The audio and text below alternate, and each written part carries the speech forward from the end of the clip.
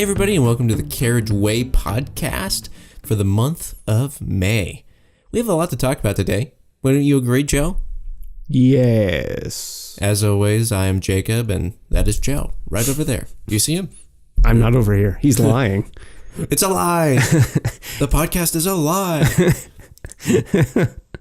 How do we start this podcast, Joe? I mean, we're like 5 months into this monthly thing. How do we always start this podcast? I mean, usually with a silly improv D&D type thing. Oh, yeah, but after that, where we are now. Channel updates. Channel updates, thank you. And Joe, can you think of any channel updates? Because I sure as hell can. That's not strictly true. I mean, we're working on things behind the scene. We're thinking of shit. We're putting shit together. We're taking notes. This was the month that we did wordplay, Carriage Way Wordplay. Oh yeah, that was a mess. Experimenting with another podcast. It was a mess. If we were probably good YouTubers, we would have held that one to ourselves, been like, okay, this is a good first draft. Let's go back and let's do it again. But if we were good YouTubers, hey, I actually was meaning to speak to you because I haven't had a chance for the last couple of days. Jess has offered to be the arbiter of wordplay. Oh, that she provides words? Well, she provides words and is the judge of how close those are to the definition. So would she be on the podcast? Yeah, she would be on the podcast as the host, I would assume. Nice. So cool. Good to remember. And for those who don't know, go back to around Christmas time last year. Jess was a guest star on Carriage Way here. And if you like her, boy, check back for wordplay. I don't want to put too many words into her mouth, but I think she was interested in being in that position. Yeah, she's shaking her head right now. I can imagine her listening to this. It's probably late at night. She's just going, Joe, shut up. I never said that. I said I might be interested, but I had a lot to drink when I said that. That's Jess. That's her. It's Jess. Remember New Girl? You remember that show? Y'all remember this? Y'all Zooey Deschanel? Yeah. Oh, remember the theme song was like it ended in it. It's Jess. Gotcha.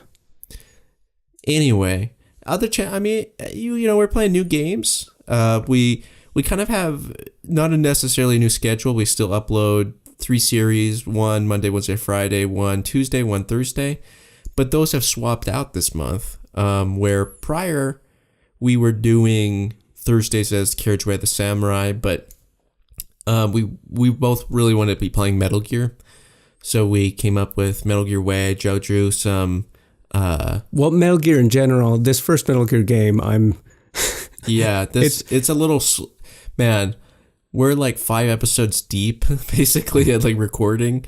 And it's like, I thought this was going to be like a 1-parter or a 2-parter. Yeah, I thought it was going to be easy breezy, just as a prelude to play Metal Gear Solid Snake, which we've never played, or never played all the way through. That's Metal Gear 2? Yeah, Metal Gear 2 Solid Snake. Yeah, man. It's brutal, we know. But Metal Gear 2 is coming. We might, I can imagine easily, though, tying into our release schedule, though, even though that's the same, like the 3 series kind of going, we want to do more breaks where after Dragon Warrior 7, so you've seen that episode, 6 went up, and I did it Dragon Warrior : Rexwood -- Dragon Warrior 7. That Rexwood will sort of be the indicator of when we'll do a little vignette in Dragon Warrior 7, so we're doing Rexwood right now. And then after that, we're going to take a break from Dragon Warrior and go play something else. And then come back when we feel like it. Yeah. Just to keep the energy high. Because I think, super long extended series, the energy lulls. Yeah, sure. And I think everybody can tell. And then so with Metal Gear, you might see a week or 2 break after Metal Gear 1. You might not, depending on what we're feeling like. I mean, so much of it's just, what do we want to do? And we hope that what we want to do aligns with what you want us to do. And, what we want to do is probably going to end up being the most entertaining, instead of us like yawning and complaining about how slow a game is, about how many fucking doors and key cards and, arbitrary alert states. I'm just saying. Yeah. And obviously we will never, ever, ever stop doing Tamriel Tuesdays. We've tried. It's a habit we've tried to kick. It just cannot. It's just too addictive, man. That game is too good. It's underappreciated. And I understand why most people aren't watching it, because you want to play that yourself. Yeah. Before you even watch us do it. So we understand. For sure. Although it seems like our podcast gets less views than Tamriel Tuesdays, so the people listening to this probably already are like, they're avid Tamriel Tuesdays fans. They're our Mel. Yeah, Fly the Concords, everybody. Go check it out. All right, so let's see. What's our next segment, Joe? What we're doing artistically. How is our art coming along? So how is our art coming along? I mean, I feel like a huge slacker. I'm spending a ton of time making art. It's just in a lot of different places. My process is generally and I've said this maybe every month, that I have half a dozen, and actually now I have a lot more pictures going all at once. And I will spend as many hours as I can on one picture until I run out of energy for that picture, and then I'll swap to something that is more appealing, just to keep the energy high. How I used to make art when I was in my early 20s, I would allot 8 hours. I would start and then finish a picture within that 8 hours, and I would be done, and I would walk away. And, maybe like a psychologist would say that was healthier. As a more I think that's not even a maybe. I think a psychologist would just say that. You would say it's like, okay, that's it's like, okay, you just one and done. You finished it, you move on, and that's generally how I used to do it. But like I would just every time I'd finish a picture, I'd be like, oh, that looks like shit. And like at some point in my late 20s and early 30s, something had triggered to where wait, Joe. Sorry to interrupt. Yes. Something pulled your devil trigger. Go on. I'm just glad you didn't sing it. Pull my devil trigger. Anyway, okay, so at this point, like I want to keep the energy high. I don't want to phone anything in on any of these pictures that I like do and finish. So I'm just finishing a lot less. I'm working actually way more on pictures than I ever have before. And like I'm just producing a lot less. But when things finally come out, I'm just so much more happy with the results. I guess that's what it's all about, right? I mean, kind of. I mean, I think like there's something to be said though. Like you follow Frank Cho on Instagram, right? I do, in fact. And like, so I follow him too. For those who don't know, he's like the artist creator of Liberty Meadows, if you've ever heard of it. And he does like a bunch of art for DC Marvel Comics now. But dude's a great artist. Oh, yeah. But some of that stuff he posts to Instagram, like sometimes it looks a little bit jacked. Oh, his work in progress stuff. Yeah, but like, you know what I mean? It's like, you almost have to like sometimes embrace the jacked. You know what I mean? Yeah. I mean, it's like I'm so self-conscious about, because I like so much of my ego is tied to my art. Mm-hmm. And it's like, okay, if, people who, did you ever watch the Batman, the animated series?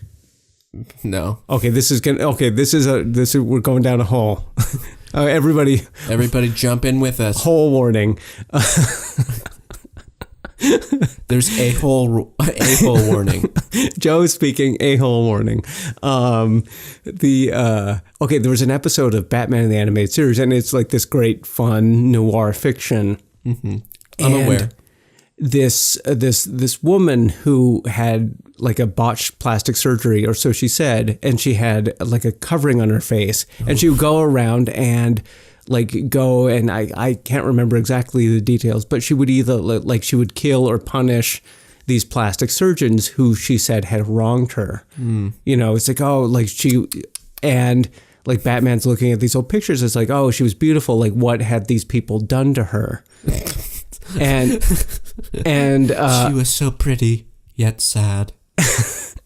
Anyway, like, you know, Batman, like, you know, goes through the steps, finally catches her, like pulls off the mask, and like, no, she was just as pretty as she's always been. She just, you know, that much, and not to say that my art is pretty, I'm just saying it's like I just have that same sort of complex, is that like I don't have, like it's all not good enough until I've spent the requisite, you know, 40, 50, maybe sometimes more hours on something. So you're the serial killer woman in this analogy? You're going around. I am the serial killer woman. Oh, well, you know, I mean, you are who you are, right? Yeah. I'm just saying is that, like, I understand maybe because she saw a bunch of imperfections that maybe everybody else couldn't even notice. And yeah, again, maybe strictly not healthy. And like the things is like, even like my best art isn't the top tier echelon of painters. Well, like Joe, you saying that though, I was an interested viewer. I was going, I got to check out this guy's art. But now that you say that, I'm like, I guess he doesn't even like it. Well, See, you need to have confidence, man. You need to sell it harder than anyone else. Yeah, you should be your biggest fan. That's why I'm my biggest fan. And look at how successful I am. How's your art coming? Real answer or real question? Yes. Not sarcastic. And how's your art coming, you plebeian? You told me the other day that you've started your revision of book 1. Yeah, so as everybody who listens frequently knows, I'm a writer, and finished like a draft 1 of book 1 late last year, and it ended up being about like 75 to 80,000 words, just to kind of give you an idea of like the length, and like that's like about the average novel length, and that's kind of what I was shooting for. But then after I finished it, I was like, I don't want to jump right into revisions. So I just started writing book 2, like the direct follow-up. The Squeakquel. The Squeakquel. Takes place a couple of years after the fact. And so I was like, been working on that, writing that every day for the past, since the beginning of the year. And I'd watched the documentary, the Raising Kratos documentary. About the making of God of War 2018. Go check it out. It's actually super good. Oh, yeah. Focusing primarily on Cory Barlog, the creative director. Mm-hmm. Okay. So after I watched that, I was like, oh, man, I want to work in games. Okay. Even though like it looks super stressful, it was like all these people on a team are working for a central purpose, and it's like I've always wanted to make games. I've always wanted to work on games. So it's like, okay, I'm going to look at what qualifications you need. I'm going to look at job listings for a writer on games. And so Sony Santa Monica was actually had a couple job openings, anyone who's interested, for a writer. But they probably want you to have written for media before, right? Yeah. So one of the qualifications was have a writing credit on a previously released game. Mm-hmm. So I was looking at some other studios that weren't like Sony Santa Monica, and I was just kind of going through some others, and I saw that a common through line on a lot of them was have some sort of major writing accomplishment. So have a book published, or have a script sold, or have a credit on a video game, whatever, something like that. Mm-hmm. And I start thinking, damn, I have this book sitting on my computer that's going nowhere. I'm going to start revising this thing so that hopefully I can get it published, so that hopefully I could start applying for writing gigs and on video games. So that was really the primary motivation for getting me to start revising. So, I did not know that. Yeah. So I started with like a new goal of, so my thing is every single day I need to write at least one sentence on the book I'm writing. Okay. And usually it's more, but at least one sentence. Then I added on top of that, revise at least one page of book one. So that's ended up being slower than I thought, but I'm still holding to it. And I'm noticing I'm writing a lot of new material for book one, filling in a lot of the holes. So I got basically chapter 1 done to like a draft 2 situation, and I'm pretty happy with it, really. Like, I'm a lot more confident in it now than I was the first draft. I was very insecure about it, and like Dad kept saying, dude, you gotta share it. You gotta share it with people. And it's like, I'm embarrassed to share it with people. It's not to the quality I want it to, and it's still not to the like a highest quality ever, but it's to a point where I would be comfortable to share it with some select people. And so I'm trying to figure out now, as I'm revising, like ways to sort of social media market it. Like, do I, try to get like, do I do something like I copyright chapter 1 and then share it out as like a Google Doc for people to comment and edit, and hopefully we could get some like people getting in there, or, start a Reddit thread that's like, rate my book so far, or, stuff like that. It's like, do you do that? I mean, I'm just still in this process of figuring out now, how do I start this process of, I'm starting the revisions. Where do I go from there? To try to get it to publishing. Yeah. And to a quality that's higher, And, the thing is when you ask for advice, not all of it's going to be good. Mm-hmm. Just because like that's how art works, and people have different metrics about what is good. And some of those metrics are like, shit, a lot of people don't know what is good, or like the good in the way that you want it to be good. Yeah.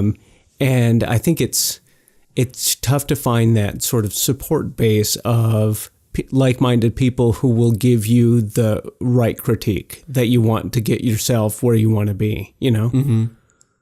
And like, for instance, like one of the things that I have is, so like I thought I would share chapter 1 with like some select people who I know. And I wrote up like 5 of like the class review at the end of the university semester, where it's like, on a scale from 1 to 5, 1 being strongly disagree, 5 being strongly agree, what's your stance on this statement? So like I have like 5 of those statements for people to, after they read chapter 1, and it's like, are you excited to see where it goes? Were you engaged with the story? Are you, do you connect with the protagonist? Like these kinds of things, because I wanted to get down to like, well, at this point, I'm not going to be Kurt Vonnegut. I'm not going to have this really good technical writing. And that's not really what I'm going for. I think like I'm going for just a story that's accessible to everyone, meaning it could relate. People who are old could connect, people who are young could connect. So not exactly like young adult, but... Well, it's funny you mentioned Kurt Vonnegut, because he wasn't a good technical writer. And in fact, like that was something that in his professional career, like he felt self-conscious about. Oh. That, it was something that his critics like were quick to point out, that, he wasn't classically trained as a writer.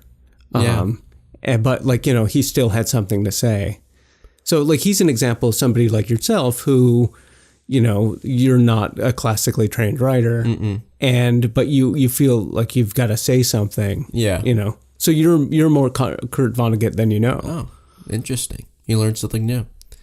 Anyway, just to that point, I want my story to be it's sort of a story where you're just supposed to like feel the life of somebody. One of those kinds of narratives, kind of like I compare book 1 a lot to like Little House on the Prairie kind of style, where you read it and it's supposed to be something that's it's going to be sad, it's going to be sweet, it's going to be, you know, as you kind of go through it, and it's just to sort of feel like you get to know this cast of characters. It's sort of the goal of that. Righto.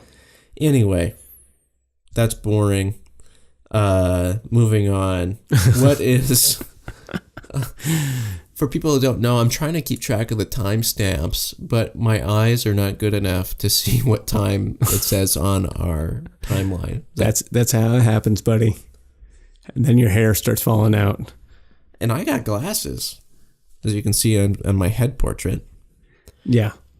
So Joe, now we talk about, like, we've gone through the echelon of channel and personal updates. Now we talk about media stuff.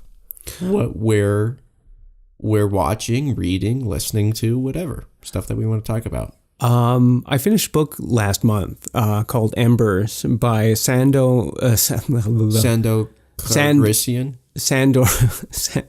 Marai. He's a Hungarian novelist, and I think he had written this book originally in 1942, but it's set over the space of it starts. I mean, actually, the book spans the events from the, you know, not the height, but the Austro-Hungarian Empire is thriving to the fall of the Austro-Hungarian Empire. Like, what's the timeline on that? So late 1800s to like after World War I. Okay. So World War I was like late 1910s, early 1920s. It ended in 1919, I think. Anyway, I thought it went into the 1920, but nope. World War I? Yes, it ended in 1919, I think. Fact checker. It did not go into the 20s. I thought it went to like 1921. It did not. Okay. You would be mistaken. Anyway, so it's... Did it go from like 1916 to 1919 then? Because there's definitely multiple years in there. Oh, yeah. So I think it was 1914 to 1919. Oh, okay. Anyway, so the framing device of the story is that this old Hungarian nobleman is an old friend is coming to dinner, and sort of the life that those two individuals had led, and their kind of that everything has that, and they hadn't seen each other in 40 plus years, and they're coming back to dinner, and like you know what. It ends up being like very uncomfortable and very stressful because of their history. This sounds boring. No, it's very tense. What makes it tense? It's just tense two people because talking over dinner. Well, no, I mean, and their history leading up to this dinner, and okay. Say like are there drugs involved? There are. I mean, other than wine, no. Because of their relationship with one of their wives. And they were both part of the military, and, as this empire is crumbling and, one of the people becomes like a hermit of sorts, and the other one is this world traveler. And like I don't want to spoil like whatever the revelation of why this is so fucking tense. Yeah, because there's a good reason why it's so fucking tense. Like it's like, oh, what is the undercurrent? Or why, they were best friends growing up. What is there? But and when it's revealed, you see the undercurrent, like what is underneath it all, and it's like, can I just make a guess? Okay. And no spoilers. I don't know. Okay. They killed somebody. No. Damn. Anyway, but it's also like interesting knowing like this, one of the guys is Hungarian. And if you know anything about Hungarian culture, they're it's like hungry. No, it's like they're ethnically Magyar, or nomadic Central Asian steppe people who colonized that area of Europe. So like, in the broader like European ethnicities, they have like a pecking order of who is more important than other people, depending on how long your ethnicity has been, And, and then, it just a lot of interesting facets. So why did you read this book? Krista recommended it, but it's good. It reminds me a lot of Remains of the Day, which is another great book where technically not a lot happens. But so I finished that up, would recommend. And then I started Norwegian Wood by Haruki Murakami. The title of that book makes me uncomfortable. It's inappropriate. It's based on a Beatles song from the 60s. And it takes place, like I've read half the book, it takes place predominantly in the 60s in Japan. And it's translated from Japanese. So it just seems like the prose are really stilted to me. And not the amateurs? It reminds... How many times can we use that joke? As long as you keep saying prose, I'm going to keep thinking of it. Anyway, like it sort of reminds me of have you ever read Catcher in the Rye? No. Well, but I haven't read any book. Okay. Anyway, so this book is aware of Catcher in the Rye because it like continually references Great Gatsby and Catcher in the Rye and other pieces of I've read Great Gatsby. The like Western canon, but this main character is, I just think intrinsically like unlikable because he's so into himself. But I think the book presents him as just being that cool. So like it was my problem with Catcher in the Rye, where before I'd even read it, like I just knew that it was like a lot of people's favorite book. I'd even talk to people. It's like, oh man, Holden Caulfield, this character from Catcher in the Rye. It's like, he's just telling it like it is. Like, oh man, he's my hero. Like, and I'm reading this book. It's like, how can you say that? This person is awful. Their opinions are awful. They are bad person. I've never read it, so I don't know. And it's like, did you read Mein Kampf and think, oh man, that Adolf, he's really got, he's Come just to Carriage Way for the zings, he man. just says it like it is. It's like but like I don't think the book, if I just read Catcher in the Rye or Norwegian Wood, without these, sort of outside impressions, I would assume it's like, oh, okay, the novelist knows this person is a bad person, right? What does the Catcher in the Rye protagonist do that's so bad? Oh, he's such a fucking punk, and he's not a bad person. He's just like a dumb punk. But like to hear people talk about to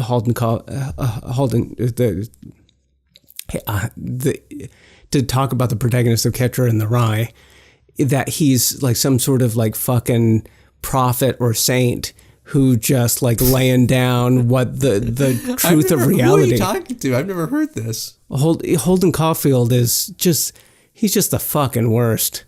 And like the protagonist from Norwegian Wood, he's kind of Japanese Holden Caulfield. Holden. Anyway. Take a deep breath. Get a drink of water. That we don't have any. I don't. Yeah, I'm all out. Here, I'll talk for a little bit because your voice is getting a little hoarse. Okay. Anyway, so like I haven't finished the book. I'm gonna finish the book. I have mixed feelings because like it's very interesting. Like a point in time. 60s era Japan, like a young person growing up or like a college student, what that's like. So like it's interesting seeing that perspective, but simultaneously not that I need to like feel like I'm identify with a protagonist, but like I have the distinct impression that the author wants me to, and I'm like, no. I mean, it's like they do things occasionally that are nice, but like he such a like dummy. It's like it's the fucking problem I had with the original like God of War trilogy. It's like it seems like they want you to identify with Kratos, and I'm like, no. Yeah. They're like, but don't you get it? He's like this because everyone's wronged him. And it's like, no, he's wronged himself. Yeah, he's such a dick. Like, it's like if it's a matter of perspective. Like if I looked at this through a different perspective, if I didn't feel like the author was trying to sell this person to me as somebody I should identify with, I would be like all aboard. I was like, oh yeah, he's such a dick. What a great book. instead of like, oh man, I don't know if I should recommend this. Sure. Yeah. Sorry. Oh, don't be sorry. Let's see. Obviously, I have not read any books because I don't read.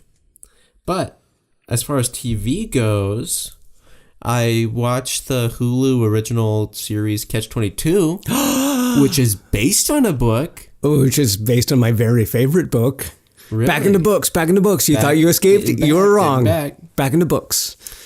I really like the TV show.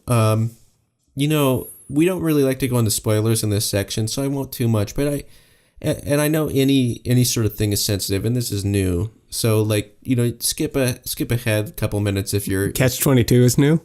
The TV show is. Oh, okay. So if you're sensitive to that kind of stuff, skip ahead a little bit because it might delve into a little bit because I think the ending is a little bit of a letdown. Okay.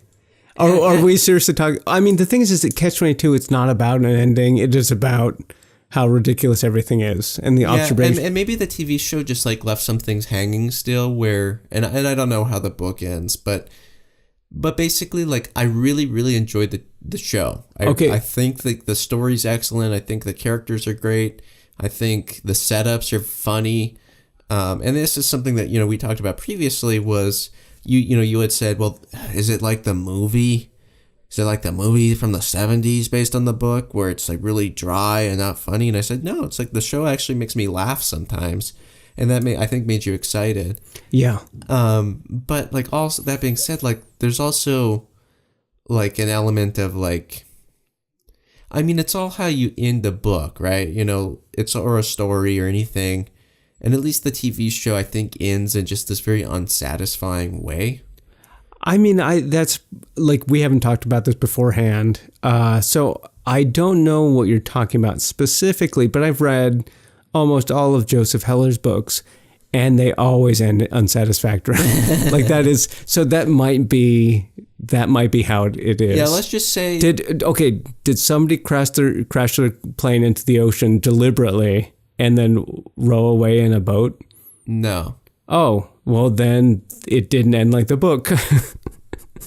Yeah, the show basically just ends with everything just kind of keeps going on. Yeah, I don't know. It's just we won't. I hate talking around spoilers and. Well, I just spoiled the end of the book. Well, that's not even a spoiler. There's so many characters that could be anybody, but and the book's also old, people. It's what from the 60s? Actually, Joseph Heller wrote it right when he was getting back from the war, so I think it was published. He started writing it late 40s. World War II was in the 80s. I'm joking. Heller, I think, started writing it in the late 40s and published in 52. Oh, cool. It's a very funny thing. I should just talk about the things that are early on, moving, basically the setup of, and Dad, when we were watching it, said that this book was banned in the military or something. Oh yeah, but it's very, very critical of how the military operates. Because it's this whole everything can just be diverted instantly by moving a point on a map. Yeah. It is very critical. It's one of those stories, kind of like Metal Gear Solid 3, where I ended up just feeling frustrated. I felt I was thinking about this after finishing the TV show is I appreciate stories that don't go to make you happy, that don't go to make you sad. Their purpose is just to make you almost angry with how the injustice of something, or just frustrated with how something works. And this is one of those shows where it just very portrays the military as an extremely frustrating place. Yeah, that through its incompetence, people are suffering. Mm-hmm. That human suffering is caused by the incompetence of and there's things that aren't an organization. Even, incompetence. There's also lack of caring for the people who are dying. Oh, I mean, of course, because once something is part of an organization, it's it is so abstract as to be beyond caring or empathizing. Yeah, like those are my those are like my favorite kinds of books that like got me back into reading when I was just got out of high school. Like Catch-22 was the book that got me back into reading. Huh. Yeah, but I mean it's like the message is timeless because you can apply Catch-22 to almost everything in life that is about dealing with large groups of people.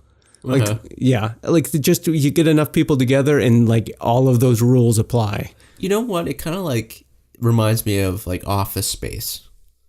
Yeah. You know, and kind of like that idea that this can be attributed to elsewhere of like just any sort of organization of people. Well, like Office Space being this very clever movie about like kind of office politics in a way, or like the dynamic of this is what happens when like things are just not working and it just sucks and no one's happy, and the sort of things that happen because of that. But like the point of Catch-22 is that there isn't an alternative. It's like that's just how it works. That's how all of these organizations have always worked and will continue to work always. Mm-hmm. And it's, you know, you win by not engaging with them. Yeah. I mean, is my takeaway. Yeah. I mean, so like I haven't watched the show at all. How do you feel about like Yossarian as a protagonist? Yeah, I think he's an interesting protagonist. So he's sort of this guy who's just unhappy with the situation. It's basically the only thing you can really describe. That's like his key characteristic is unhappy with the situation, cares about living, wants to go back home so he can kind of like, at least the show portrays him as sort of just this, you know, there's a lot of scenes with him and this girl who is married to the general. Oh, yeah, okay. You know, so it's kind of like there's this level of he doesn't necessarily have commitments back home. You know, he has these relationships, but they're not necessarily sustaining relationships. Like that, you know, going out with or sleeping with somebody who's the wife of your general isn't really going to lead to a fruitful relationship.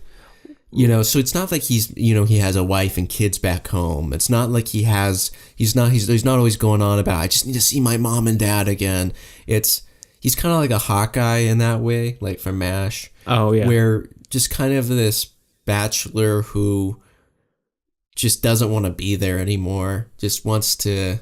in a way, you can kind of say that they're selfish, I guess, in that they don't care really about anybody but their own well-being. Well, I mean, the thing is like what they're looking like they're sacrificing their life for, and they're looking at crunching the numbers. It's like, none of this makes sense. This is my life. I deserve to live it without dying for no good reason for assholes. But like the thing is, like, at least in the show, Yossarian does understand the purpose to the point of, you know, he's having a conversation with one of the other characters and they're going, but the infantrymen need our air support. And he's like, yeah, the infantrymen need our air support, but I don't need to be part of the air support. I've done my thing. That someone else can fill my shoes. So I don't think it's that he, like, at least in the show, it's not that he doesn't care about the infantrymen. It's just that he doesn't feel that he needs to be the one to support them. Okay. Also, this would be really confusing if the listener didn't know what the hell Catch-22 was.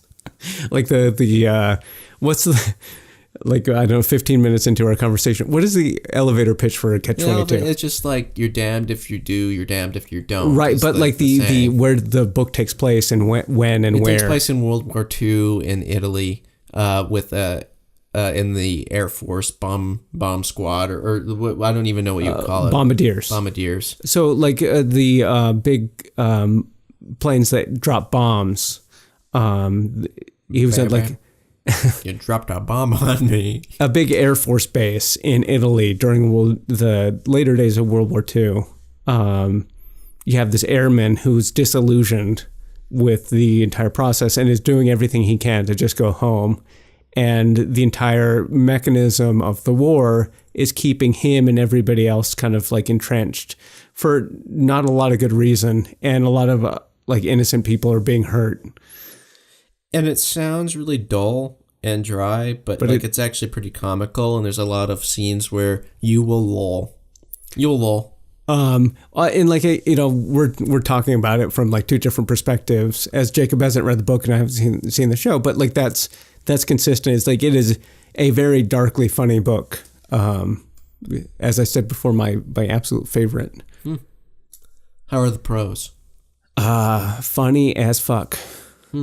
AF. We can say AF here. And the thing is it was Joseph Heller's first book, and his most everybody's favorite of his books. And so it's just all downhill from there. Well, that's the thing. So like, you never start at the peak, man. He had said once in an interview, like he'd released, I don't know, I can't remember what book, Hocus Pocus or Good as Gold or whatever.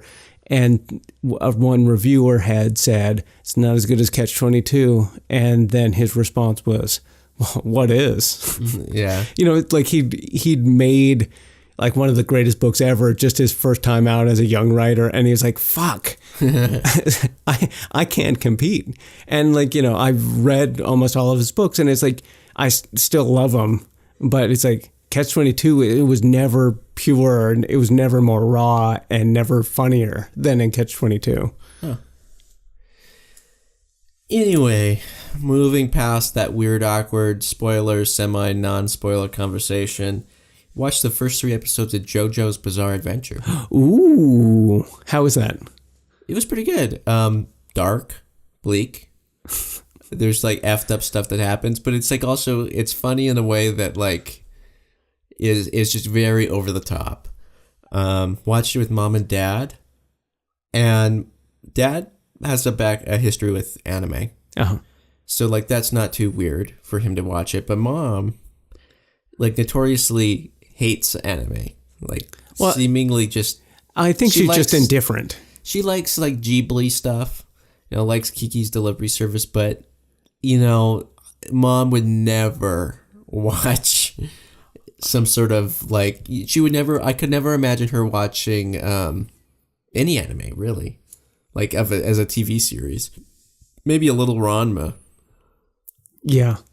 But she watched the first 3 episodes of JoJo's, and I don't think that she was like a huge fan, but the next day she goes, so, what do you think of that JoJo's? And I go, yeah, I like it. I thought it was pretty fun. And she's like, yeah, I kind of liked it. Oh, wow. It's kind of, it wasn't what I expected. And it's kind of like, oh, all right, cool. I haven't seen it, so I assume it's like a battle anime like Dragon Ball, right?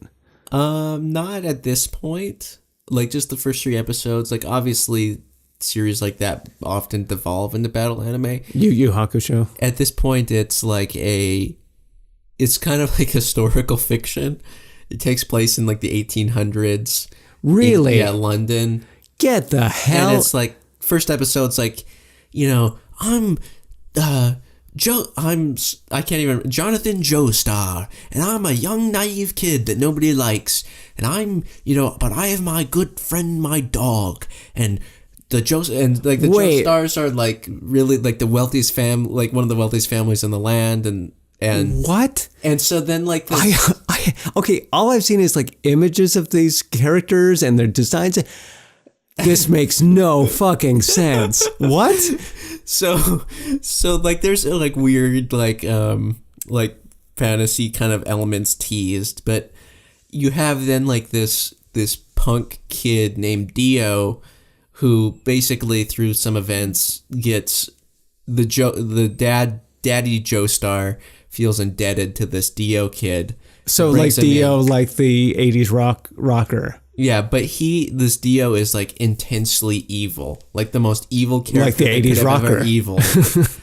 So and it's like him and JoJo start this rivalry, But then like the series kind of gets weird pretty quick because it's like 7 years later. Okay, and then it gets weird. Yeah, it gets weird. So 7 years later, and then like, see, me and Dio are friends now. We're super muscular football players playing on the football team, and everybody loves us. And then, but no, we hate each other. And like, it goes so weird between like perspectives. Like there'll be like a narrator at some points, then it will be like told through dialogue, then it will go into monologues. And this sounds like Cromartie High School. It is.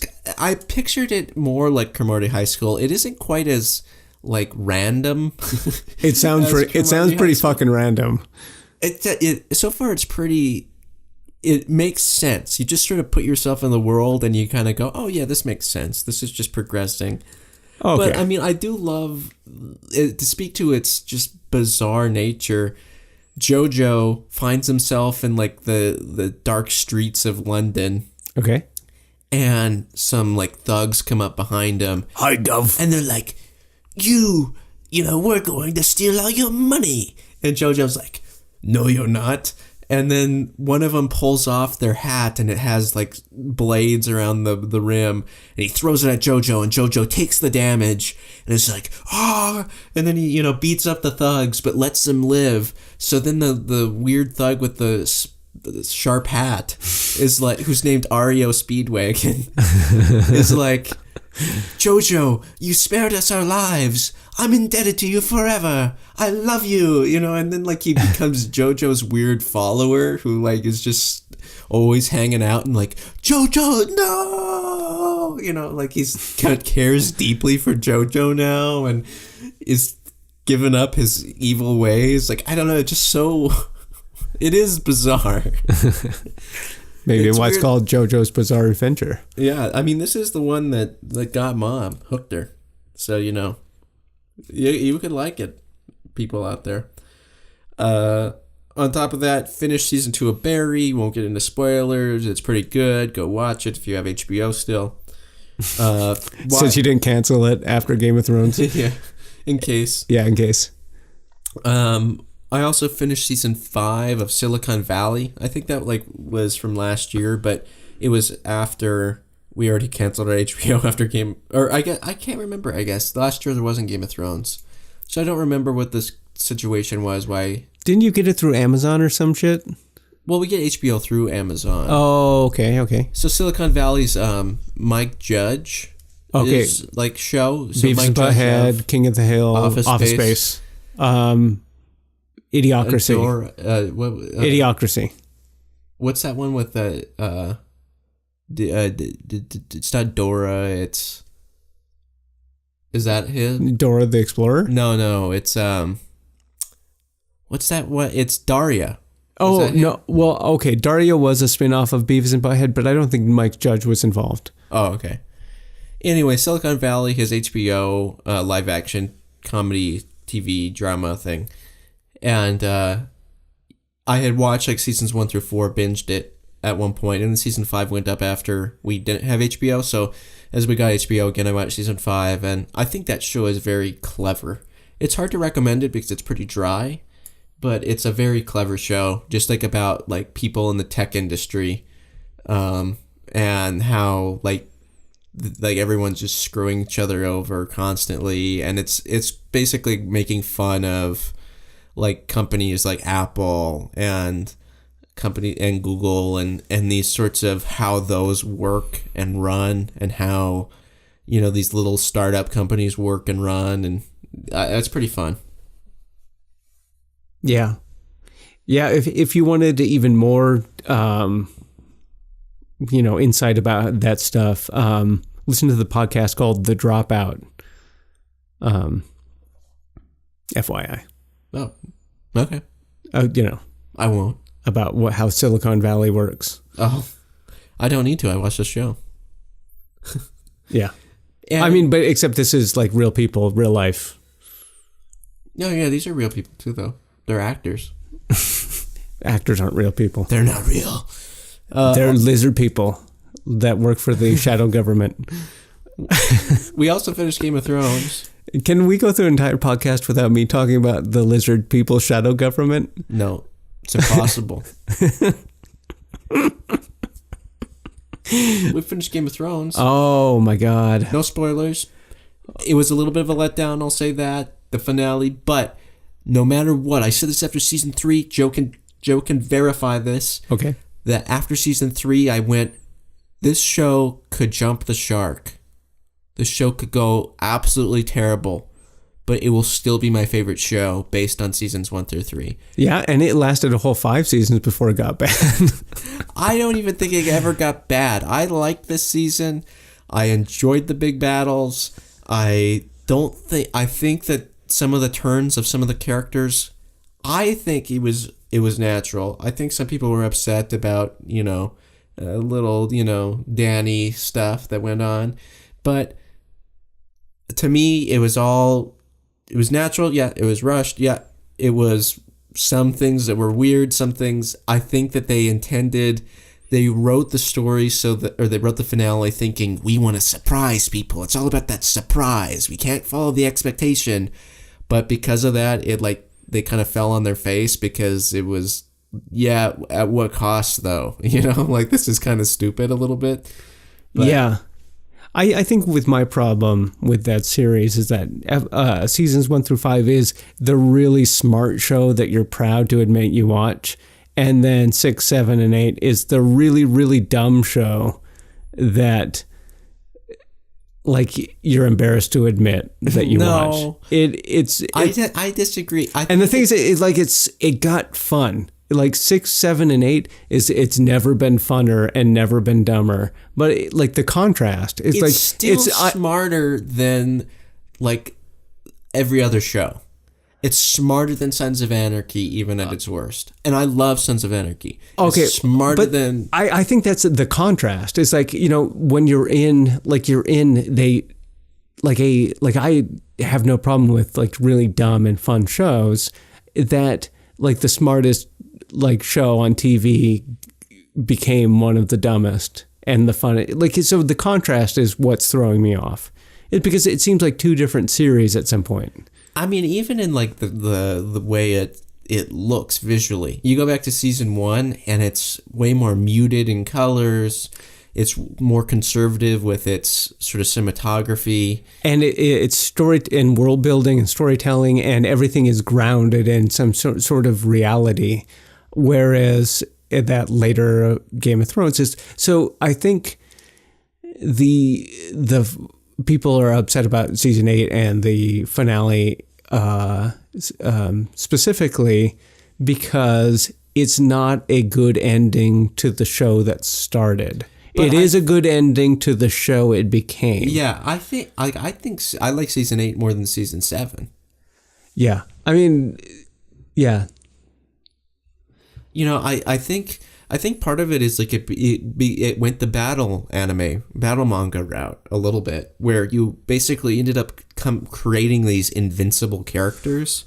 Yeah. Who early on everybody seemed fragile. Everybody seemed like anyone could die. Like real life in medieval times. And by the end it's oh no, these are just superheroes out there on the field who could take down an army by themselves. Yeah, and it became extra fucking ridiculous, based on something that felt like the most grounded, low fantasy you could think of, and then it became really, really silly high fantasy. But the thing is I still liked it. I liked it. When you just need to contextualize it in the right way to like it. Do I wish that show from season 1 was still around? But I mean, obviously they changed it because less people were interested in that. Yeah. I'm just glad it didn't get canceled. So it just wrap it up. I am happy that it's over. I'm excited. I'd be excited in watching a spinoff. I still love it, but I am happy that particular story is over. Yeah. Did you hear that the showrunners that they're not going on to make more Game of Thrones, the spinoffs? Oh, really? You know what they're moving on to? Detective Pikachu? Star Wars. So I think maybe I'm guessing so many people are excited about that. I'm just not a Star Wars fan. Well, I think that's the thing, is that their last 3 seasons are the Star Wars prequels.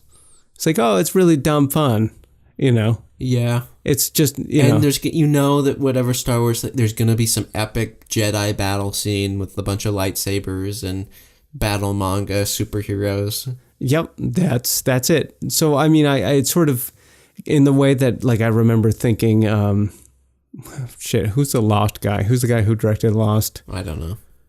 J.J. Abrams. J.J. Abrams, when he was directing Star Trek, the Star Trek reboot, that essentially it was just Star Wars, and then he got the director role for the Star Wars Episode 7. Like he would just, it's like, oh, wait, they're looking for people to do that. It's like, well, fuck Star Trek. I'm going to make this Star Trek Star Wars, just so that I can make a Star Wars movie. And they're like, oh, that guy can make a Star Wars movie. Let's let him make Star Wars movies. And despite the fact that Star Trek was something else, Star Trek was a more measured, more thoughtful sort of science fiction. Mm-hmm. But then it became like this, like over the top Star Wars like thing. And I like Star Wars as being that over top science fantasy sort of thing. But it wasn't Star Trek. Oh, man, I'm full of opinions this episode. Holy shit. Hot takes. Holy shit, man. Well, hopefully you don't have any hot takes on Sekiro. Oh, fuck. I might be done with Sekiro. Bummer. Oh, okay. Another hot take. You ready? Let's hear it. There's so many hot takes. Burning. I know. Okay. So, you know those really annoying Mario Maker levels where you only have a very specific... Never played them, but I watched the Game Grumps play them. Exactly. Me too. But you only have a very specific way to play it. And if you don't, then you die. Mm-hmm. Okay. Super Meat Boy. That's half of Sekiro. Half of Sekiro is a very, very, specific fucking thing that you have to fucking do to beat a fucking boss. And the rest of it is this great, exploring Tenchu game where you're a fucking cool ninja, going through the Japanese countryside. And it's like, oh man, this is the greatest fucking thing in the world. And then you're met with the shittiest fucking boss fights in reality. Oh, I'm so frustrated. Joe, I just don't understand. This generation's fucking Vagrant Story. It's like, oh man, on paper, this is everything I should love. And then it's like they throw in some mechanical horseshit that makes this impossible to enjoy. I just don't understand. Have you never considered getting good? Oh, shit. Dude, that's it. Oh my God. I've unlocked the secret. Now that you say that, I should get good. Thank you. I mean, I see what you mean. The bosses were my least favorite part too, but they always are. Like all Souls games, the bosses are my least favorite part, and I didn't annoy me any more than any other Souls game. Oh. In fact, I felt less annoyed in a lot of ways. I felt like in other Souls games when I'm playing, I go, "This is impossible. I can't do it. This isn't just impossible. I just can't do it. I guess I just have to summon, 3 other players to come do it for me, and then I get frustrated when they all die, and then I just reload. Okay, but and then in Sekiro though, it's like I can't summon other players. I know this is possible to do by yourself. I'm just gonna keep beating my head until I do it, and then I just did it. Well, I think there's a certain amount of creativity you with the other Souls bosses because you had player builds. So the bosses had to been able to beat them with all these different builds. So there's some leeway, which not only makes it a little easier, but you can the things that you are good at in those games, you can exploit to defeat enemies. If you're good at magic, then you can use that. Or if you're good at speed, or maybe if you're good at timing, you can implement all of those different strategies, and they all work. It's you still have to be on the top of your game, but you have to be your best self. Whereas in Sekiro, you have to be the best specific Sekiro player. There's no, you can't go left or right. They just want you to do a very specific thing, and your timing has to be this perfect. You have to play exactly how they want you to play, and there's no creativity involved. And it just, not only is it extra difficult, it's not especially satisfying or interesting, I don't think.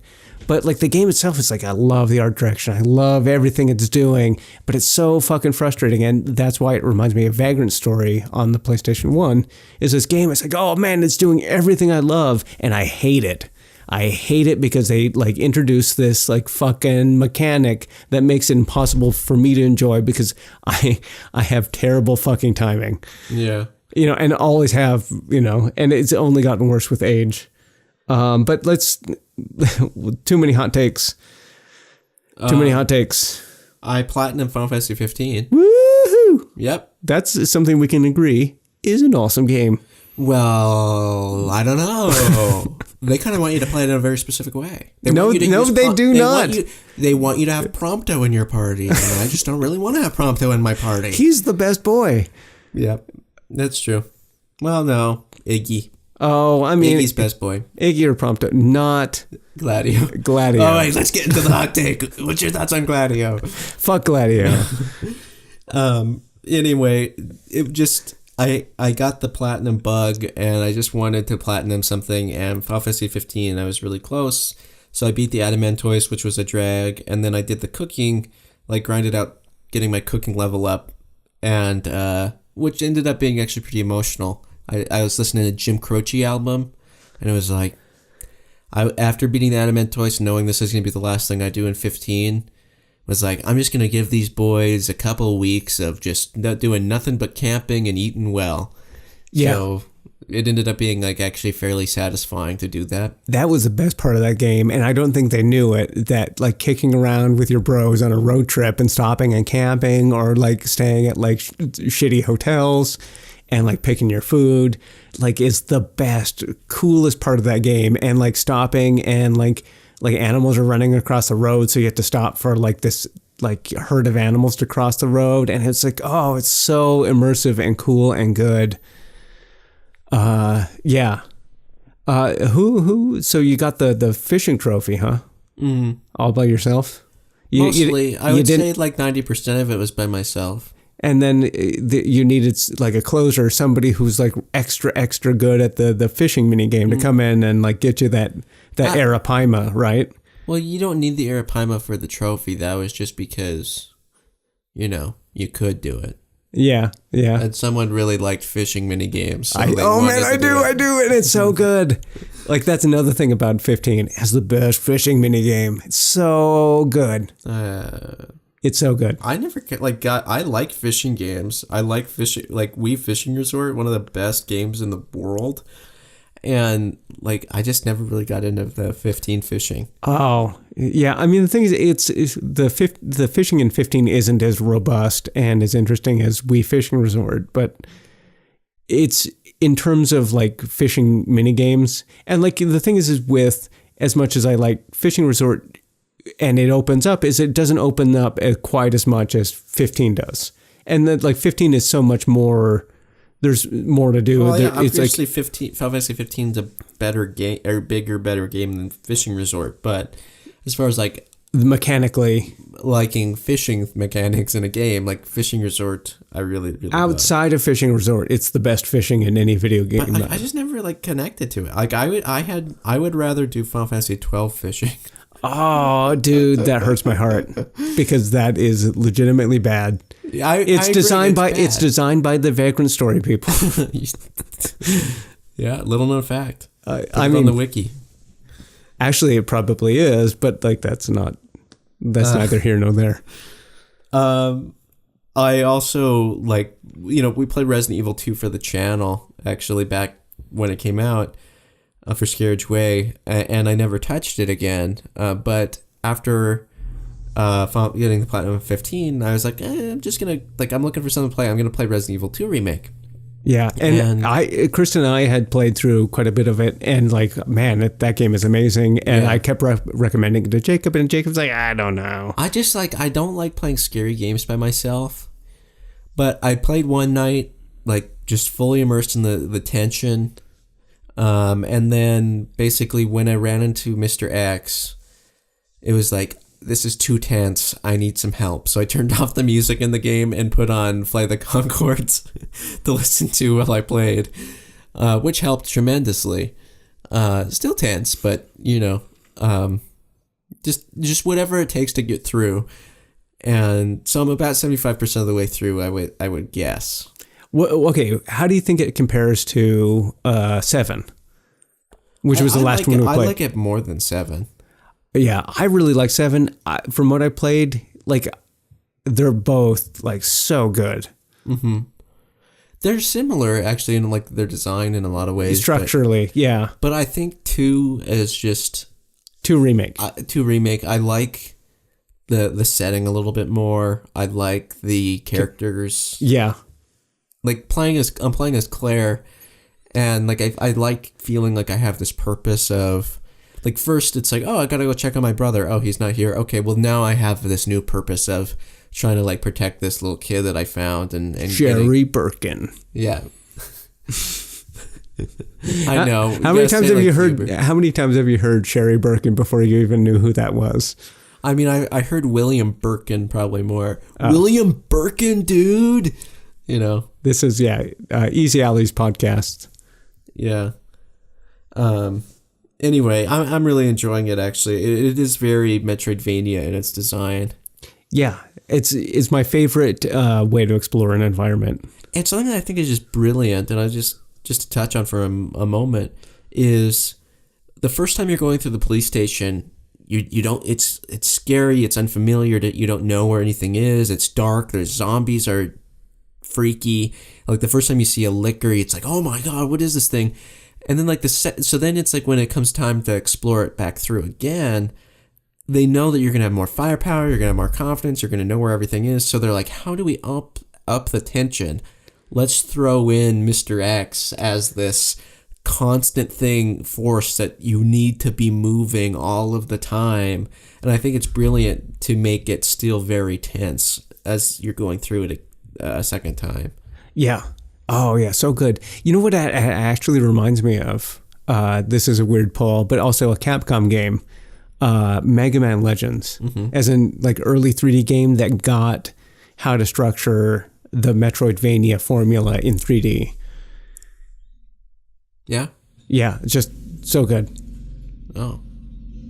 It's a loud noise coming from outside the window. Someone's like mowing the lawn or something. Anyway, Joe, you want to talk about Assassin's Creed Odyssey?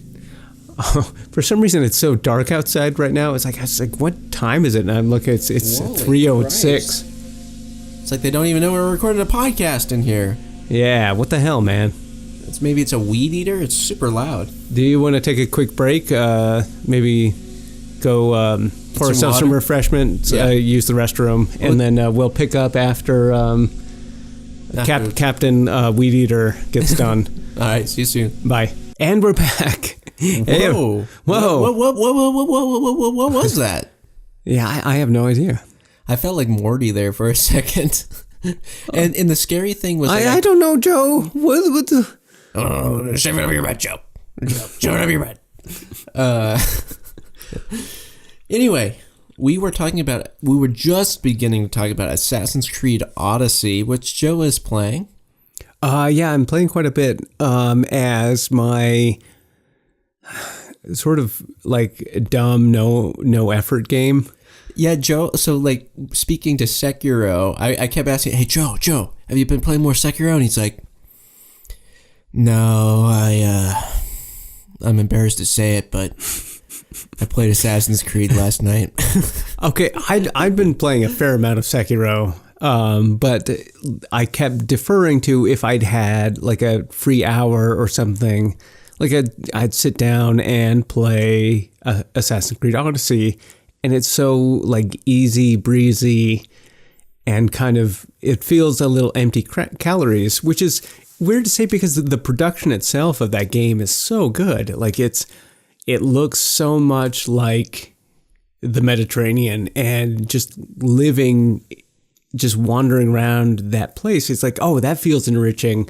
And then you get to the meat and potatoes of an Assassin's Creed game, which is so well tread and so kind of throwaway. It's like, oh, this feels like empty calories, but this is giving me points to upgrade my ship. So it felt like I was playing a cell phone game, a really, really pretty cell phone game where I got to walk around Italy, or I mean, not Greece. Cell phone game's pretty unfair. It's modeled, I think it's modeled pretty well after cell phone games. You know, the bread and butter, you see a base, you stop, you send up your eagle, you mark everybody, and then you go through and kind of systematically kill them. Yeah, and then steal the ship. Structurally, like if you know, like those, I mean, not that we're very familiar with like Clash of Clans or whatever, but like I do imagine a lot of those structures of those games is top-down versions of that. And the thing is it's so like you barely have to think about it. And so like it's so what keeps me coming back is like, oh, like I have that feeling of excellence without actually having to do any thinking, you know.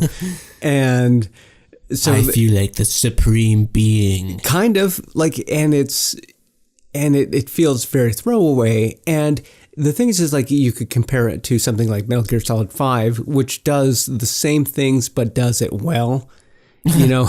Yeah. Is that each of these like bases, it's so like there are so many factors and you have to be so on your game to do it well, and you've got to be so creative and interesting and like use the environment and all of these different things, so you feel like a fucking like secret agent, you know, to pull off anything. Whereas in Assassin's Creed, it feels like, oh, you wander in and you like click the button like 6 times, everybody's dead, you collect your loot and you know, upgrade your ship. And it felt like it's a formality. I mean, the only thing standing in your way is the opponent's level. It's like, and it's not, so ridiculous. And it's not because they think smarter. It's not because they're more aware or they have more like complex patterns of like movement and they're just better soldiers. Is that they have hit points that... It's absurd. This is the thing that bothered me about Assassin's Creed Odyssey. An enemy that is one level higher than you has extremely high defense and HP to the point where if you want to fight them, it's going to be like a 15-minute affair and they could one-shot you and you die. It's very arbitrary. They go, yeah, the whole world's open to you, but anywhere we don't want you to go, we're just going to put an enemy that's at least one level higher than you, and then you hit a brick wall. And you die. Yeah, it's very arbitrary. I'm slightly past on the skill tree where I'm, even in the face of like overwhelming odds, it's only mildly annoying. But the thing is, like, at the end of the day, it's very throwaway. Whereas like in Metal Gear Solid 5, like they could have still done levels, but like it was balanced in such a way as that some bases just had more shit for you to contend with. So you just naturally have to be better at the game and like, you know, if you were just that good, you could have taken that base. And we clearly here at Carriage Way, Joe and I don't have any problems with levels. Or RPG systems. Yeah, that's not the problem. Just do it right. It's just the execution of it. Yeah. I mean, I played Assassin's Creed Odyssey I think I made it farther in the story than you are probably now.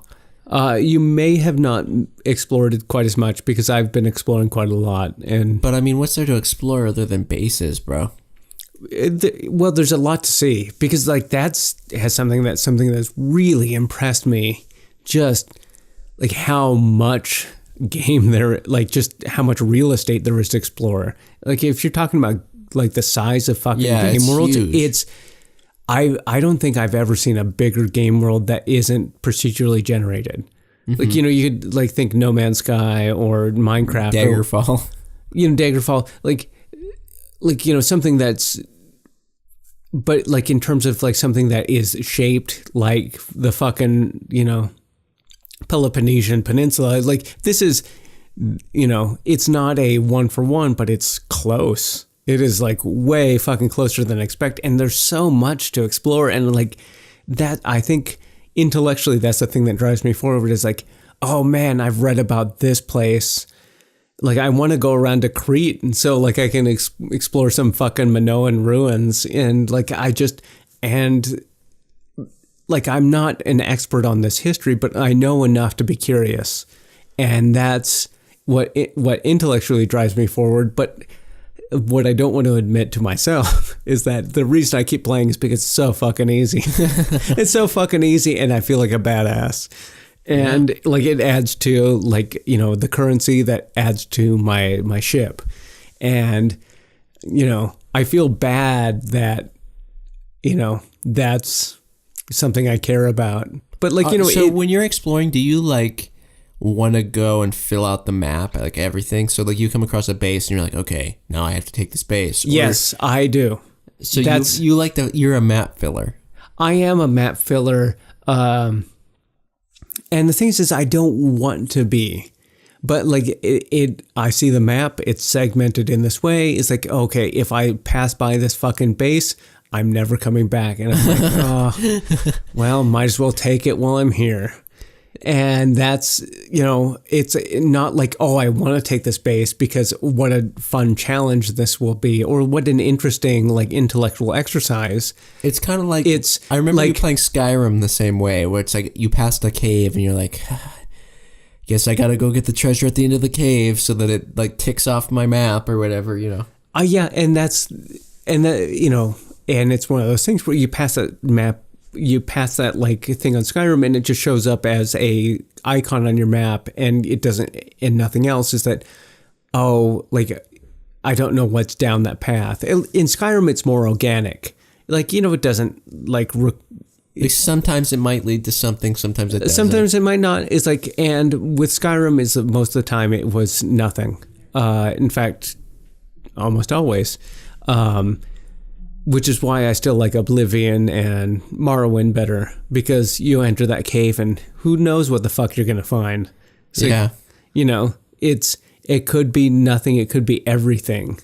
Whereas in Skyrim, it's always the same thing. You know, it's always the fucking treasure chest at the end. It's a fucking treasure by a troll that then you open up a secret path back to the entrance. Yeah, it's a fucking treasure dungeon. You like it's a exercise. You know, whereas and that doesn't feel like reality. You know, that doesn't feel like this is just a cave that you have bandits in, and like you can read some documents about why they fucking live in a cave or whatever. And so, but tying it back to Assassin's Creed, I mean, it more closely follows Skyrim in sort of that throwaway. Yeah, like, I mean, I don't know. Like, I played a decent amount of Assassin's Creed, and at a certain point, I just started saying, look, dude, who cares if you don't go take this base, move on, you know? And I know that you're kind of playing for different reasons. I was trying to kind of go through the story a little bit faster. I was like, people brag about the story, say it's so amazing, you know, I gotta see it. So like, I just eventually started giving up on filling out the map and going a little bit more point A to point B. But still, even that didn't really carry me forward enough to finish it. Yeah, it's one of those games I doubt I will finish. It's very soothing though, and I like seeing like everything is so meticulously well made that I kind of feel like I owe it to myself to go and just explore the area just for itself, and then the part of myself I don't like, it's like, well, there's a fucking base. Gotta take that base. And, you know, and like and it's not like I have a bad time taking that base. It's like, oh, it's like easy breezy, like cover girl. Yeah, and then it like pats me on the back, like what a fucking badass I am. It's like I pressed a couple buttons. You know, it's like anyway. So is this going to make it hard when you go into playing Days Gone? I don't know. I had specifically installed Days Gone to maybe start weaning myself off of Assassin's Creed. Because you were talking up a big game about how good Days Gone was. It's like it's the drug to get me off of heroin. It's meth. It's the meth to Assassin's which evil do you want? Yeah. Like with Days Gone, when I was saying I got the platinum bug and had to go platinum 15, that was because I platinum Days Gone, everybody. Woo-hoo. Yeah, humble brag. Everybody can't see it, but Jacob is patting himself on the back right now. Mm-hmm. Yep, there you go. That feels good.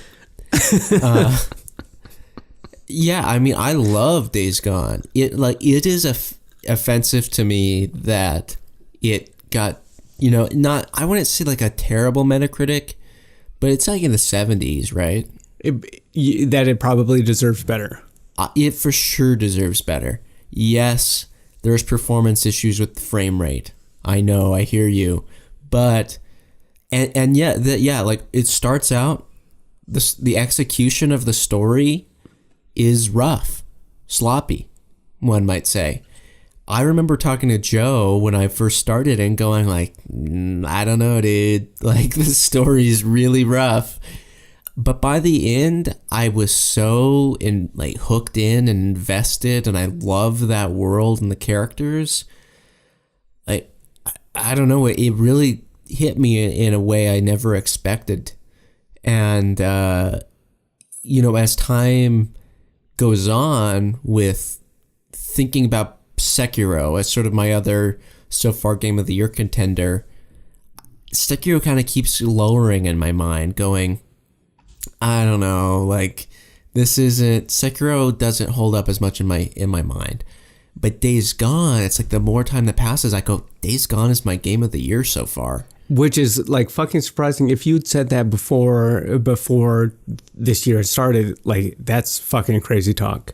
I'm just showing Jacob something real quick. Can you read to the folks at home what GameSpot gave Suikoden 2? So Suikoden 2 got a 7.6 from GameSpot. Yeah. Like, and that's the thing. It's, some of the best. I remember it being lower, actually.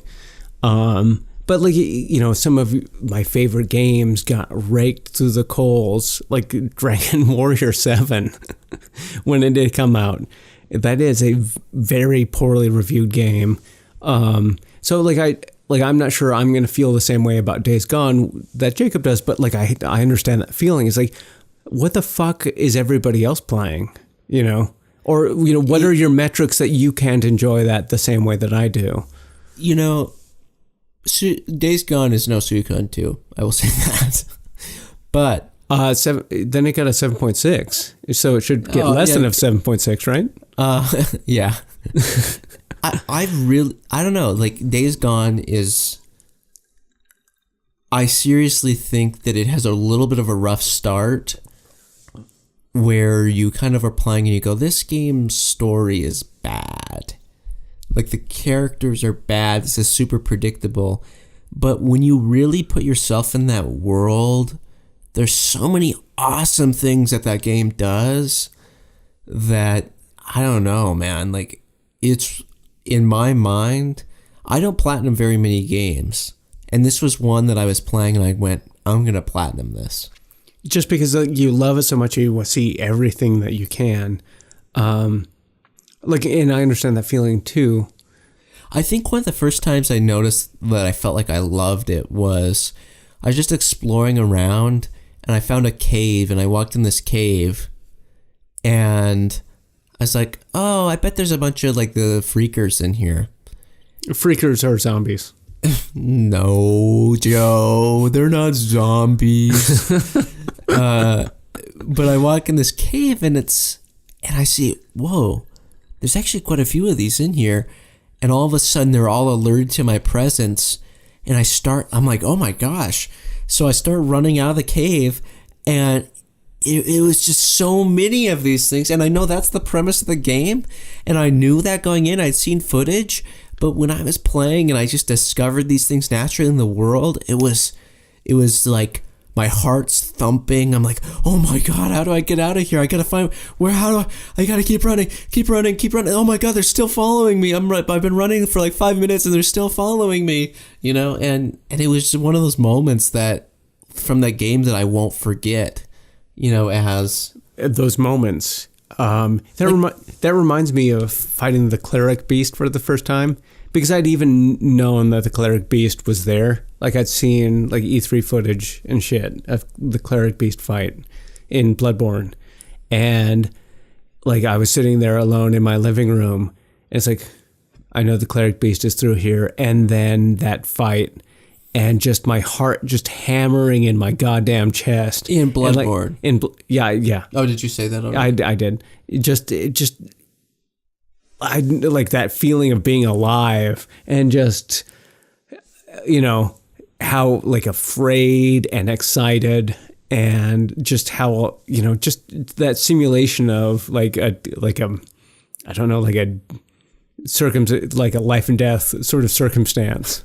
For a second, Joe, when you started saying circumstance but stopped yourself short, I was thinking circumcision. That feeling, of a circumcision. It's like I don't remember it. Yikes! TMI, bro. Anyway, yeah, I mean, it's one of those things where you just can't understand it until you feel it. Like you can see it and you kind of, whoa, that's awesome. But like with the cleric beast, it's that feeling that you get when you're playing. And I don't know, I was really impressed. And with the story, like after it gets past like the first rocky kind of spot, the story gets pretty good, I think. Like enjoyable, where I was curious to see where these characters go. I was excited to see how the relationships developed. And I was really impressed with how big that game was as more of the map kind of unlocks, if you will. Yeah. I am curious to be slightly outside of the zeitgeist. Because I remember us playing through The Order 1886. Yeah. And immediately beforehand, we'd seen the reviews and saying, it's like 60. This game sucks. It's like, why did you buy this game? And then we started playing. It's like, oh God, what a train wreck this is going to be. And I think in the back of my mind, it's like, okay, this is going to be a fun train wreck that we're going to tear apart. And it's like, oh no, this is pretty good. Yeah, I remember thinking like, why is people complaining about this? At the time, it was the best looking PlayStation 4 game, and it's still one of the best looking PlayStation 4 games. And the thing is, and I think at the end of the day, it's like, okay, on its own, it's like, I don't know, it's not bad. It's not a bad game, but like it's the way that people talked about it is the worst game in the world. Yeah, the worst thing that ever touched PlayStation. Or like anything, like it was like the plague, and then we played it. It's like, oh, it isn't the plague; it's all right. And then by comparison, it's like, oh man, what a contrast that was. But I think next to legitimately good games, you're like, no, it was just all right. The Order 1886 is like, if you can buy that for under $10, it's like that's a good deal. It's like that's a good time. Yeah, and it looks amazing. How Days Gone sort of ages in my brain. Because I remember feeling really high on Sekiro, and then as time goes on, it's like, yeah, it's not as good as Bloodborne, in my mind. Yeah. Or it's not as good as Dark Souls or whatever. And it sucks that to always compare everything, but it's an easy way to sort of judge something's quality or your metrics. What is important to you. And a lot of times like my metrics is sort of this loose defined as my feeling. Like it's sort of like, did I connect to this world? Did I connect to these characters? Did this evoke some sort of emotion from me? Uh-huh. And like as time goes on, it's like, yeah, I just don't I don't get that sort of excitement when someone brings up Sekiro that I do when someone brings up Bloodborne, or that I do when someone brings up Dark Souls.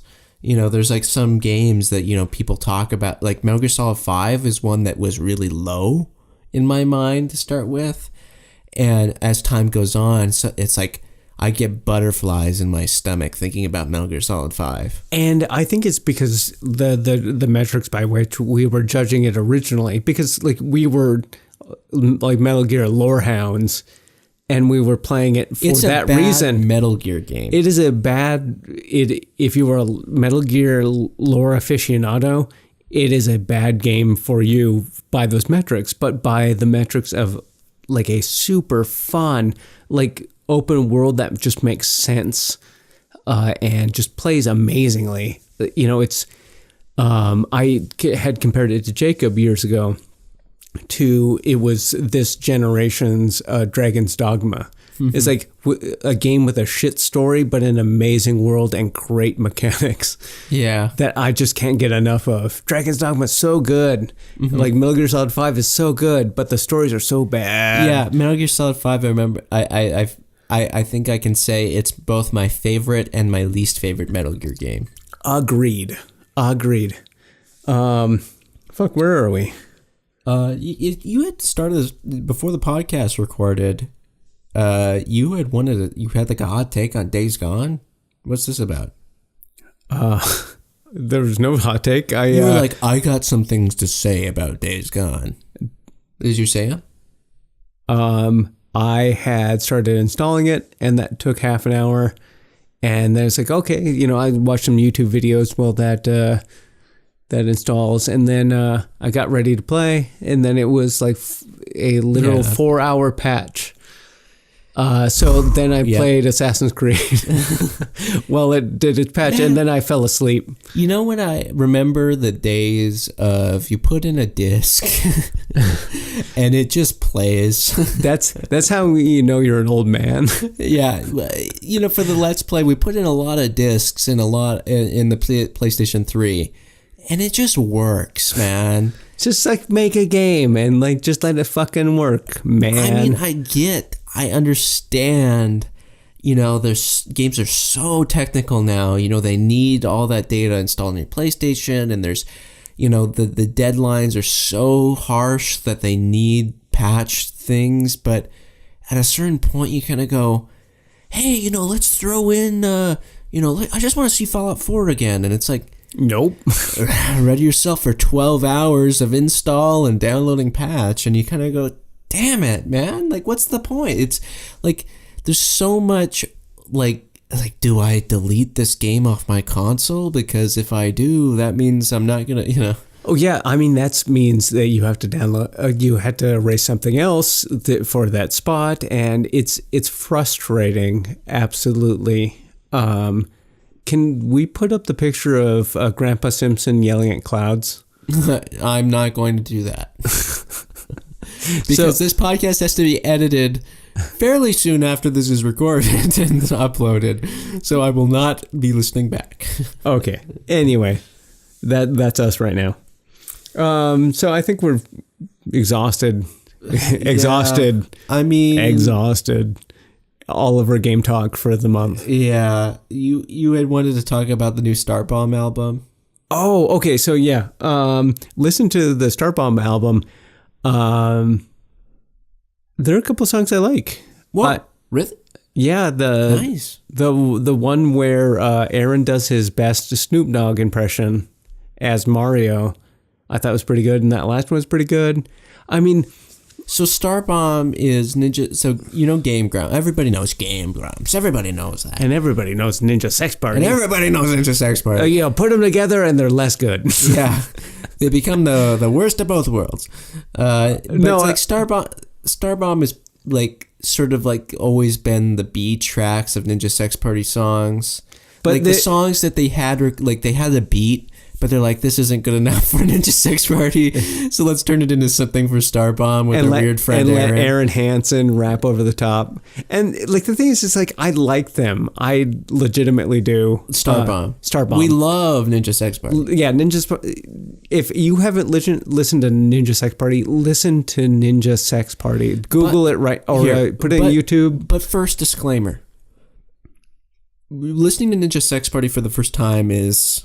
You're going to go, this sucks. Yeah. I went, this sucks. Joe went, this sucks. It's like, what is this? This is stupid. Okay. But you have to listen to it a couple times. Yeah. It's one of those bands with some of those songs. Earworm. And it's so good and so funny. And you wouldn't know if this is the worst. It's just, okay, give it a chance. Because it is the greatest. Yeah. Wow, that just sounded... Never mind. Sound like somebody else. This is Starbomb. It is so great. It's the greatest band. It's the greatest Ninja Sex Party. Let's make Ninja Sex Party great again. But like Star Bomb is sort of, I don't necessarily think I would recommend Star Bomb unless you're like also into Game Grumps, maybe. Well, no, I think you just have to be into funny shit. Because it's catchy. It owes a lot to 80s music. So wait, both Ninja Sex Party and Star Bomb. Well, yeah, it's to get into Ninja Sex Party, like, if you don't know Ninja Sex Party, don't listen to Star Bomb first. No, listen to NSP first. Yeah, exactly. Okay. So NSP is like, okay, acclimate yourself to NSP, and then when you're addicted to NSP and you can't get any more anywhere else, listen to Star Bomb, and then it's not so bad. Yeah, exactly. Yeah, it's like, because personally, though, with like judging Star Bomb albums, like, go ahead. I was gonna say, it's like, there's also Twerp, which we'll talk about in a sec. Yeah, Star Bomb, like their first album and second album, I listened to a lot more than album 3, so I don't want to say it's better, but the style is, I would say, different in 1 and 2 to 3. 1 and 2 very similar. Star Bomb album 1 and 2. Star Bomb album 1 and 2 are closer to Ninja Sex Party than Star Bomb album 3. And I feel bad saying this, but like, so if you're a Game Grumps fan, Game Grumps, another Let's Play channel, not us. Obviously not us. Wait, or is it? Dan Avidan, face of Ninja Sex Party, coolest dude that has ever lived. Agreed. Kind of person. No, it's like he is so fucking rad. Yeah. Like anything he's ever said or done that I've seen, and I've seen a lot, dude. He's half of Game Grumps. Okay. Half of Ninja Sex Party as well. But the other half of Game Grumps is Aaron Hansen. And we're not going to get mean. I see Joe reeling back, getting ready to dig deep. We're not going to get mean. But Aaron Hansen is simply the opposite of that. Everything, like, you think about how cool Dan is. Aaron Hansen just simply, no disrespect, is just the opposite of everything that is cool about Dan. So you could possibly say very uncool. No, okay. Is Aaron on paper, walking on eggshells here. On paper should be very cool. Because he's friends with Dan Avidan. Yeah. Anybody who's friends with Dan Avidan should be very cool. Like, I don't want to hate on Aaron too much because, like, okay, he's like on paper, like he runs a successful Let's Play channel. He does great voices. I think he's very funny. I think he's a very funny person. He's got amazing friends. Particularly one. I think he's very, but the thing is, okay, he has the Rob Liefeld effect, and you don't recognize this reference, but is somebody who peaked early, and that has been a detriment to their career. Okay, I see that. I get that. I think it's just that ultimately, though, Aaron's just very annoying. Like, not annoying, he would say, no, that's intentional. That's the character I play on Game Grumps. I'm supposed to be annoying. No, you don't. No, that's not what I mean. I don't mean that his fits of rage are annoying. He's holding coffee. Yeah, he's just that kind of like, I don't know. I don't want to get too into it because Aaron, I'm sure, will one day be one of our friends. But he's just very annoying. He's just an annoying person to listen to sometimes. So when I say Star Bomb 3 is in a different style, Star Bomb album 3 is much more Aaron than Ninja Sex Party. Yeah. Like, in fact, I bet as far as like actual time, as far on the album, like Dan probably has like 2% of the spoken words on Star Bomb album 3. It is basically Aaron's rap album about video games. But, the thing is just like, I don't think his raps have ever been better for this last one. That's like true. Aaron has never been more entertaining, but like just by virtue of there being less NSP, it's less worthwhile. I cannot emphasize enough to anybody listening to listen to Ninja Sex Party. And if you don't like it, where's a good, keep listening. But tell people where a good starting point is. Oh, okay. So Do you start with the new? Do you start with the old?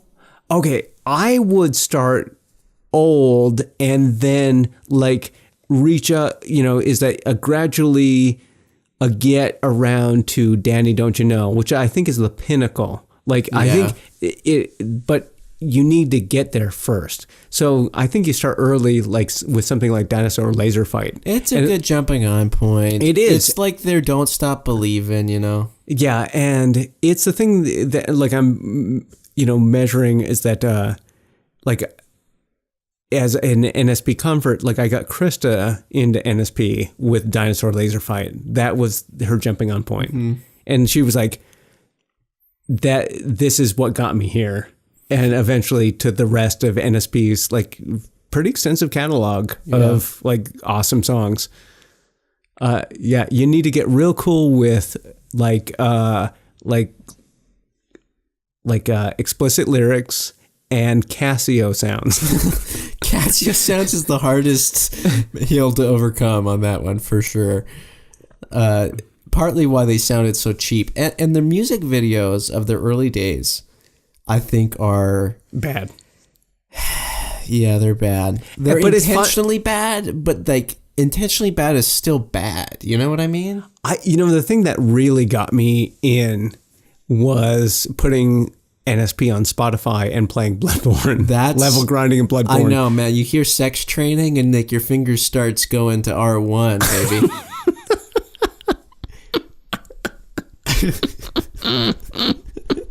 That could be a new NSP song. Oh my God. NSP is so amazing. It really is. But what about twerp? Okay. So we along with the Starbomb tangent of friends of Ninja Sex Party that do think that sometimes they overlap. Okay, so Tupperware Remix Party is a Canadian band that wants to be Rush. I think they want to be Daft Punk, bro. They're like Daft. Okay, if Rush and Daft Punk had a baby, it would be Twerp. Yeah. Okay, so they like meet up and hang out with Ninja Sex Party. That's Brian Wacht and Dan Avidan. And they sort of congeal into the same band because so anytime NSP tours now, it will be Twerp touring as well as like their backup band, essentially. Like and Ninja Sex Party's newest album like all has instruments from Twerp playing alongside, basically, and all of their cover albums, and probably from now until NSP stops making music, Twerp and NSP are the same band, and NSP and Twerp are the same. So with Twerp doing some of their own stuff without NSP, and I think one of my favorite NSP tracks is The Hit, which is actually a Twerp song. Which may be not a bad place to start. Mm-hmm. Anyway, so they had just released a new music video just a couple days ago called Starlight Brigade. And the song I'm not the biggest fan of. Like, I've listened to much better Twerp songs, but the music video is fucking amazing. It's just so like immaculately rendered, like 80s anime at the peak of anime. It's inspired by like Nazca of the Valley of the Wind specifically. But like, you have Leiji Matsumoto in there, and like it's so just authentic and cool, and it just recently made around this new Twerp song, and it's so good. So good. The music video. The song itself is like, listen to The Hit, but the music video is so good and like so feel good. And, like I love that, like from the outside, appreciating that relationship between Twerp, Tupperware Remix Party, and Ninja Sex Party. It's like, you can tell that these people just are like the best fucking friends in the goddamn world. They can't do anything without mentioning. It's like, man, especially like everything about like Dan Avidan is like, Twerp is like, if anybody loves Dan more than us, it's twerp. Everything they do is like fucking featuring Dan Avidan and like all their videos. The star of their music videos. Yeah, Dan. Anytime Dan appears, it's holy shit, it's Dan. Oh my God, it's Dan. Yeah, you gotta love Dan. Yeah, and twerp by extension because they love Dan too. Yeah, yeah, and Brian Wecht, who's like through Dan as well. Yeah, exactly. Yeah. Anyway, and the only reason we like Aaron through Dan. Yeah, pretty much like watching Game Grumps. I remember thinking, like, oh, I'm here for this Dan guy, like nobody else, man. And like I remember trying to go back and watch like JonTron era Game Grumps when it was JonTron and Aaron, and it was like, wow. This makes Aaron seem like the guy you're watching this for, and that is not not why I'm here. Yeah, like, and I don't hate Aaron. Like I don't hate Aaron either. Aaron is somebody that I will defend, but it's sometimes hard. Agreed. And once again, it's sad because one day we'll be the twerp. We'll be twerp. Essentially to Game Grumps, you know what I mean? Like, oh yeah, if Game Grumps is Ninja Sex Party, then we're twerp to them. That kind of relationship with Game Grumps, I know it. Yeah. So it is hard to sort of diss like our future colleague boss potentially, but sometimes you just gotta speak honesty here on YouTube.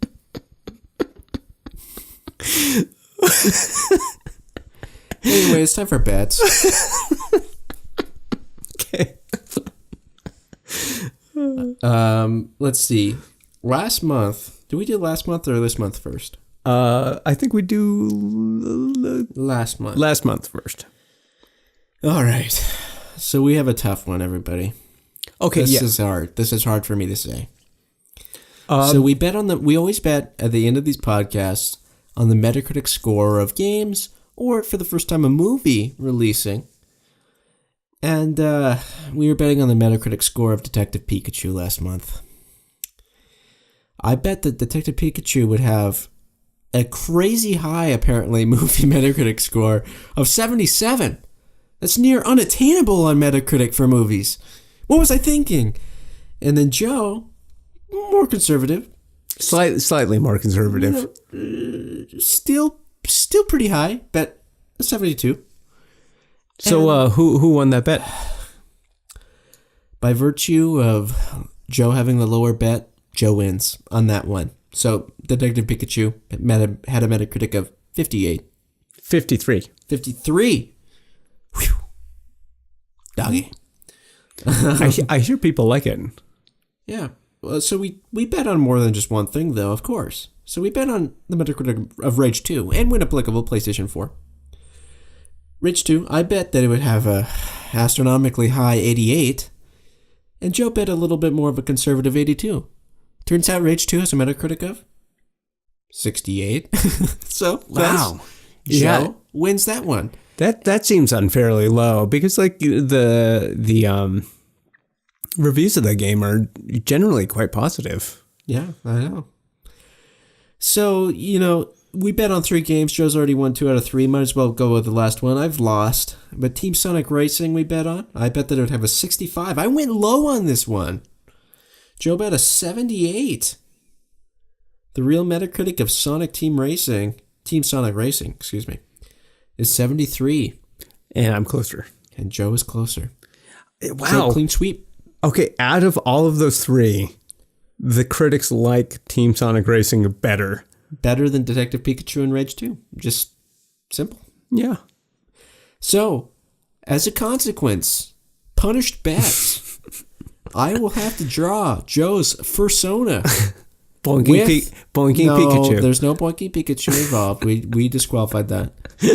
And Joe's Fursona has to have a pink mohawk in honor of Rage 2. Okay. So that is something I will have to do very soon, and that will be posted to twitter.com at carriage_way. Can't wait. So, we have new bets, though. Okay. The redemption, as I call it. Do you need me to pull out the Huber jar? William Birkin, dude. So, should we state the stakes first or go through the bets? Stakes. The stakes. In honor of Crash Team Racing coming out next month. And in honor of Judgment, aka Judge Eyes, coming out next month. From the creators of Yakuza. Secret of Onomichi.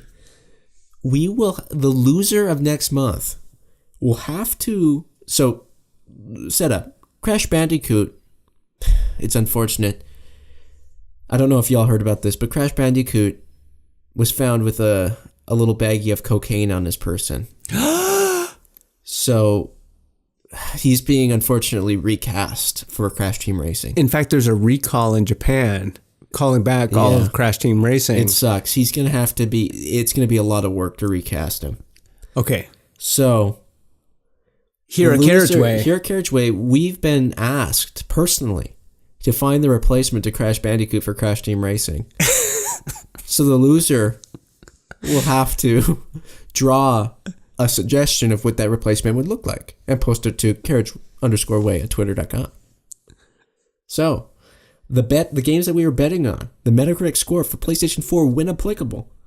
Crash Team Racing coming out June 21st. Joe, what do you bet that Metacritic score will be? 82. Crash Team Racing's Metacritic score will be 88. Okay. Will be interesting. Judgment, aka Judge Eyes, is known in Japan by the Yakuza folks. Coming out June 28th. The Metacritic score will be 72. The Metacritic score will be 78. Okay. Finally, the last game we were betting on is Super Mario Maker 2, coming out June 28th. On the Switch. On the Switch. That's a Friday, everybody. And that's an ironic Switch. Just so you don't unfollow us. We think it's annoying too. Yeah, we're just calling out Easy Allies. Other podcasts. So Joe, you guess first on Super Mario Maker 2. Oh my God, this is the sacred cow of sacred cows. It's a 92. At least. That's a good. If you don't go higher, you're nuts. You know what? Okay. Just to make this interesting, 91. Wow. You really like to lose these bets, don't you? So Joe, you get higher, I get lower. I was thinking 88, honestly, or 89. Are you kidding? Nothing Mario, like Mario in the title released in the past 20 years has gotten, Yeah, it's just the bet, bro. Yeah, I know. Just be happy that you don't have to draw this Crash. Oh my God, I'm so happy. I'm so happy. I mean, my logic is people are going to play it. These reviewers are going to play it. The wave has passed, everybody. Mario Maker was a thing of the past. Oh, dude, are you... There's no... they're going to be playing and they're going to go, yeah, it's fine, but this is just like Mario Maker 1. But, I don't need Ross Donovan designing me levels. This sucks. Okay, most people didn't own a Wii U. Most reviewers didn't own a Wii U. Like, most places did, the Wii U was a non-starter. That this is going to be most people's introduction to Mario Maker. I think it's going to be a critical darling. Yeah, you know in what? the same way, like Splatoon 2. You're right, Joe. It is.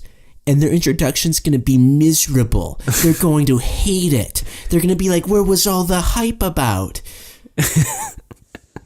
It's going to be like, this sucks. Do we need to start a Bossman jar? Yeah, Bossman jar. Okay, bud. Clink, clink. All right.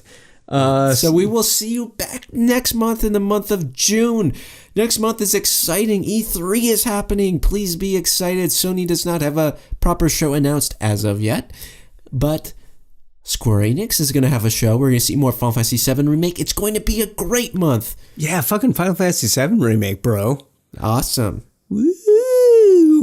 So, do you have any hot takes about it? I do not. Are you sure? I am positive. So, check us back next month. We will be talking, no doubt, about E3. We might do an E3 special. Who knows? I have not talked about it to Joe.